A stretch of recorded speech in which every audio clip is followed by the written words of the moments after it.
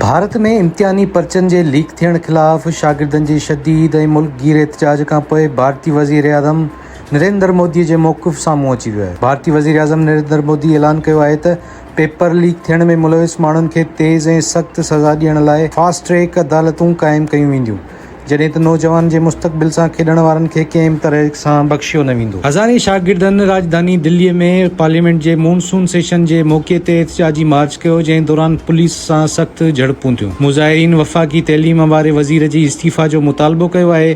Police पारां आंसू gas ऐं लाठीचार्ज करण खां पोइ मुज़ाहिरीन पथर बि उछलाया, जंहिंमें सिक्योरिटी एहलकारनि समेत घटि में घटि 178 माण्हू ज़ख़्मी थिया। शदीद अवामी दॿाउ ऐं छिकताण खां पोइ भारतीय वज़ीर आज़म समाजी राब्तनि वारी वेबसाइट एक्स ते हिकु पैगाम में चयो त नौजवाननि जी भलाई ऐं मुस्तक़बिल खां वधीक कुझु बि अहम न आहे। पोस्ट में मोदीअ चयो त हुकूमत शागिर्दनि जे मफ़ादनि जी हिफ़ाज़त लाइ मुसलसल क़दम खणी रही आहे ऐं फास्ट ट्रैक अदालतूं क़ाइमु करण जो फ़ैसिलो पिणु हिन ज़ंजीर जी हिकु कड़ी आहे। इहो यादि रखणु घुरिजे त हीअ एहतजाज जी तहरीक सोशल मीडिया ज़रिए काकरोच जनता पार्टी जे नाले सां मुनज़्ज़म कई पई वञे, जंहिं नौजवान खे मोदी हुकूमत जे पॉलिसियुनि जे ख़िलाफ़ मुतहद कयो आहे, जंहिंमें रोज़गार, शफ़ाफ़ियत ऐं इम्तिहानी निज़ाम शामिल आहिनि।